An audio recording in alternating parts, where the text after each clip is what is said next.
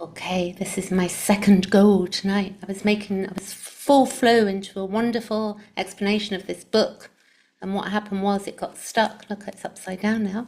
It got stuck and I've had to start all over again. So I'm somewhat disappointed, but that is life sometimes. So I was looking at this book. It's Women Who Run with the Wolves. It's Clarissa Pinkola Estes, and her work is fabulous. It's brilliant for women. I'm sure men can read it too.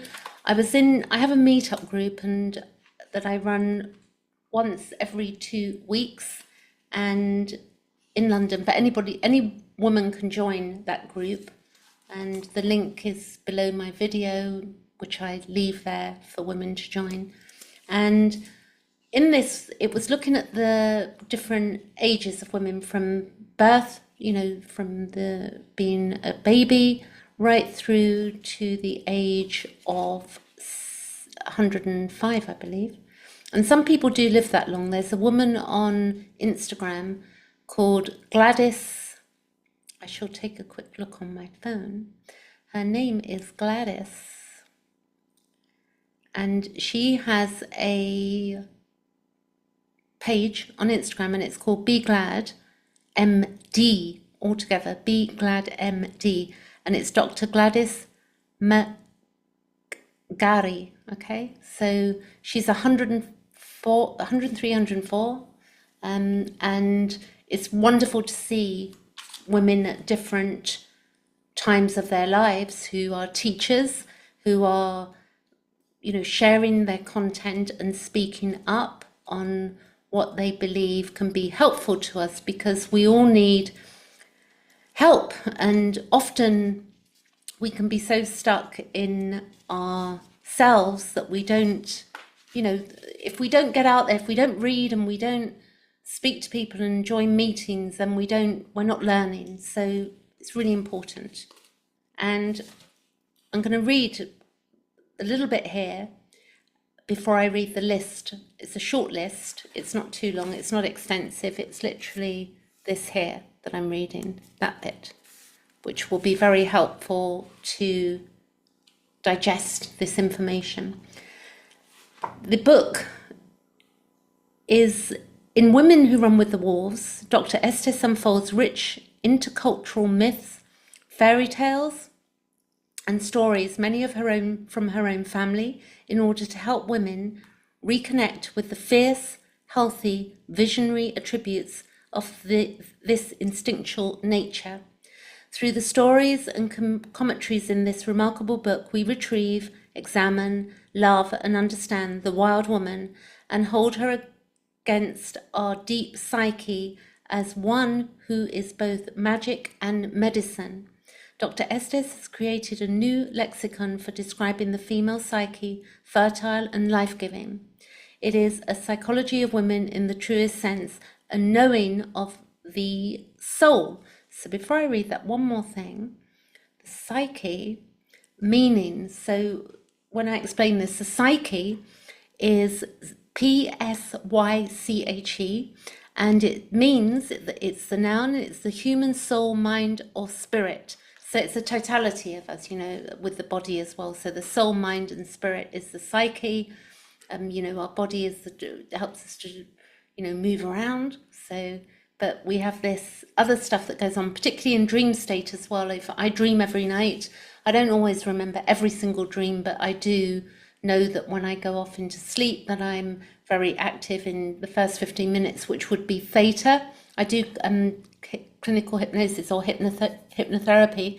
So the state theta is a very important time when we're going into that deep sleep. So it's very useful if we can get rid of some of our stresses during that time. So something you can do, before I read this bit, is when we breathe in through the nose and out through the mouth, when we breathe in, our heart rate increases, and when we breathe out, it decreases.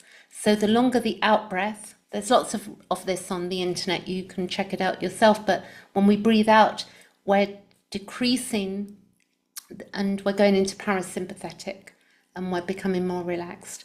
So I can do, in 1 minute, I've timed myself many times, I can do I can breathe in through my nose and out through my mouth, and I can do 4 breaths a minute. So don't push that. Don't like breathe in and then, don't struggle with it. You get your own rhythm going. It has to be doable for you. You breathe in and then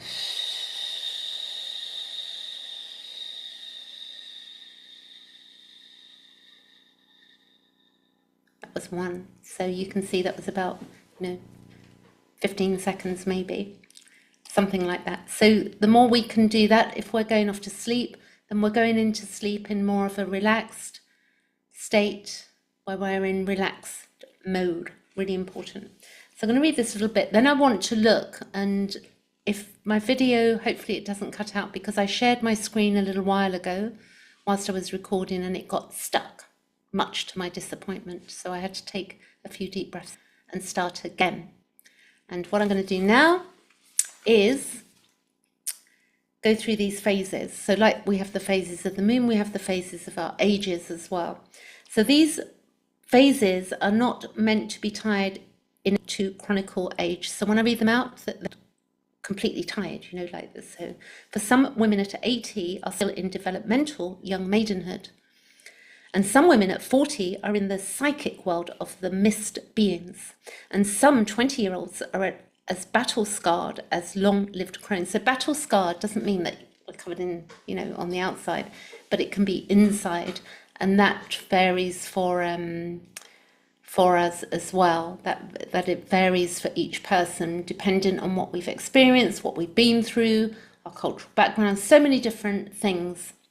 So as we do this, now I go on, and the ages are not meant to be, they're not like a hierarchy, yeah, but simply belong to women's consciousness. So this is more to do with our consciousness. And in my view, she doesn't say this, but I think that we can go in and out of these as well, these different ages in our psyche through different times in our lives, no matter how old we are. And then she says, each age represents a change in attitude, a change in tasking, and a change in our values. So definitely our values do change as we go through life. So 0 to 7, so 0, baby to the age of 7, age of the body and dreaming, socialization, yet retaining imagination. And then we have the age 7 to 14, age of separating, yet weaving together reason and the imaginal. So we imagine, things that we want for ourselves when we're that age, and what we want to do, who we want to be, and we are also weaving something together. From age 14 to 21, age of a new body, young maidenhood, unfurling yet protecting sensuality. 21 to 28, age of a new world, new life, exploring the world. So think about that age, 21 to 28, I started a business at 21 and that lasted for 30 years. So that's just, I was out in the world and I was exploring the wilds. And 28 to 35, age of the mothering, learning to mother others and self. So mothering does not mean that you physically have to give birth. It's a way of being. It's innate, more so in some than others. But we're all mothering to a degree, whether it's looking after Mother Earth or animals or people that we care for. And then also the self. We have to mother ourselves as well and do good for ourselves and do good for ourselves, definitely. I've said that twice. And then we have the age of 35 to 42, the age of seeker, learning to mother, self-seeking the self. And we're seeking, who am I? What am I doing here? 42 to 49, age of the early crone, finding the far encampment and giving courage to others. So we may see ourselves do that where we have some knowledge and we're giving encouragement to others and giving courage to others. And also we're more aware at that time as well. We've lived a bit, we've been through some heartaches and pain, and again, dependent on our life story. 49 to 56, age of the underworld, learning the words and the rights. So again, 49 to 56, very much the men normal, not normal, I don't mean normal, but A lot of women go through the menopause at that age. You know, we stop our menstrual cycle and the hormones change, and we're going through sometimes in astrology around age 50 we have Chiron return, so we can be going through some big changes there with dark nights of the soul, or the expression is, it's like nothing to be afraid of if you're younger. It's like, it's just where you're shaking stuff off. It's like we're digging deep, and it's different for everybody. And sometimes it can be existential, or it can be more internal, depending on what's going on for us. And then we have the 63 to 70 age of becoming watchwoman, recasting all one has learned. And this is very true. You know, I'm coming up, not quite there yet, but I'm sort of over the age of 50. So giving it all away. So then when we look at that, you know, yes, I can see that you become the watchwoman. You begin to see things. You're looking around and you're seeing things. And that's quite a nice stage to be at as well. It's more freedom in it, yeah? Instead of being overly involved, it's being the watchwoman. 70 to 77, the age of re-euthanization, meaning that, you know, the youth, the return maybe, and more cronedom. So you'd have to, I suggest, rather than just looking at that word because on Google it'll just say the old woman, like the old crone. But there's more to that, you know, because it's also this to do with the psyche, and it's to do with knowingness, and it's quite powerful. It's made in society to sound really awful, but it's not. It's a beautiful thing, beautiful. The age 77 to 84, age of the mist beings. So maybe more misty, finding more big in the small. So I live in a bit of that now, because I'm doing watercolor art, and I'm finding that I'm getting, you know, there's so much bigness in that smallness for me. There's so much I get out of it, you know. And it's not a monetary thing. It's like, well, you're sitting there with some beautiful paper and some nice inks. Yeah, you have to spend the money on that if you want to do watercolors like that, but also the experience of it is like a deep meditation where you're doing something that gives you a lot of pleasure, and other people pleasure as well if you get good at it. You don't have to start good at it. I didn't, but I've developed something that people seem to like. So that's the way it goes. But you don't need to be perfect at it. You just do it and see what comes up. It's from the unconscious. Then we got 84 to 91, age of weaving. If you imagine weaving the scarlet thread, understanding the weaving of life. So you come to an understanding. Then 91 to 98, the age of the ethereal, if I say that correctly, less to saying and more to being. So you can imagine that state when there's less to saying and more to being. Because there are times when we don't need to say anything. There's just something we know, which is really beautiful too. And then 91 to 98, age of, that's 91, I've already said that, the age of ethereal, less to saying more to being, to saying more to being. And then the 98 to 105, you can check out that woman, Gladys, Be Glad, on her Instagram. She's on YouTube as well. I'll put a link below the YouTube video. Age of Numa, the breath. So you watch her and you watch how she speaks and that breath that's taking place. And then if we live up 105, the age of timelessness. I do experience timelessness in sometimes when I'm doing hypnosis. Also, I experience that in my sleep. You know, if you don't dream, then some people just don't remember their dreams. But I think we can activate that. If we want to, we can ask, you know, I'd like to have a dream and I'd like to remember it. So hopefully now what I'm going to do is share. And I'm going to say this before, in case if I share and it doesn't share properly, then I will end this video and I'll do another one on the moon thing. But I'm going to give it a go because I had a problem earlier with Zoom. I'm not complaining about Zoom, but let's see. Let's hope it works. So what we have is that, let me see. There I am. Okay. So what you've got is that if you can see that I can move this chart. So this chart is actually the 5th of August, which we don't want. So I'm going to go back to the 1st of August 2000, let's see, 2024, and the time is, I'm going to start it there. Okay, so the moon right now where I am is 28 degrees of Gemini. Okay, so that's for all of us. It's not just where I am, it's for all of us. My natal moon, if you see here, this pointer, if I can mark this, it would be great. I'm going to get the spotlight. So the spotlight is here. So if you can see that my natal moon is 17 degrees of Gemini. Now, if I go a day forward, my plan is for 2 months, I'm going to watch the phases of the moon and just write down a little note each day of the moon, because when my moon is conjunct my moon, it is square to my Pluto and Uranian energy. And then it's doing other things. It's sextile when it does that to my Venus, which is 18 degrees of Aries.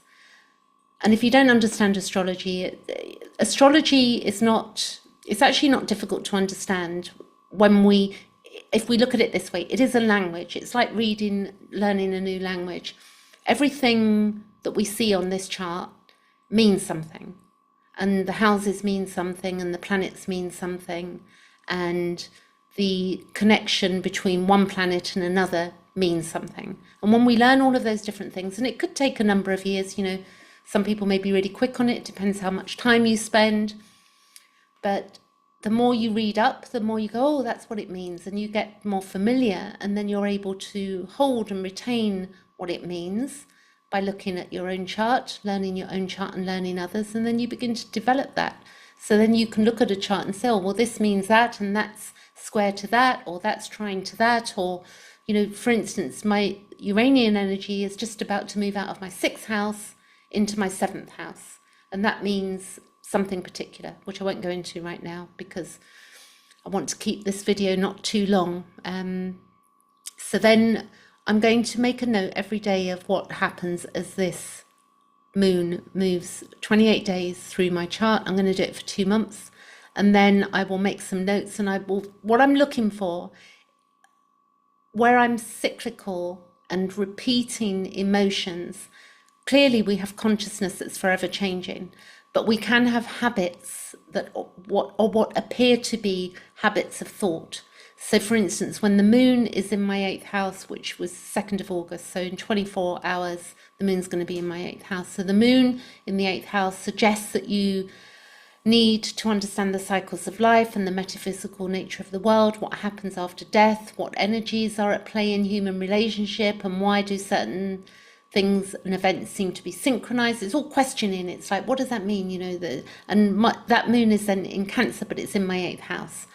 Then what will happen is that if I go to the 5th of August, then the moon is in Leo, and it's in my 9th house. So in the 9th house, the moon is about where you're idealistic and you find comfort through activities which lift your mind above the mundane world and place you in the realm of imagination, religion, philosophy, and an inventive mind.